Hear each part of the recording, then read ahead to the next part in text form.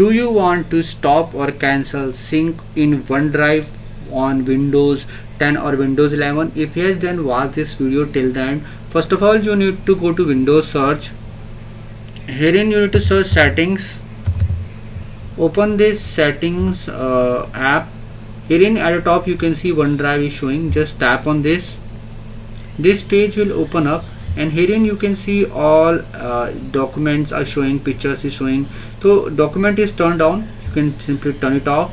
Picture you can turn it off. Desktop you can turn it off. Music you can turn on or turn off as per requirement. Videos you can turn on and turn off as per requirement. So you need to, if you want to cancel or stop syncing in OneDrive, so you need to turn all of them off. Or if you want any specific one, for example music or pictures, you can turn it on for a specific one and it will only sync, and after that you need to just click on save changes from here.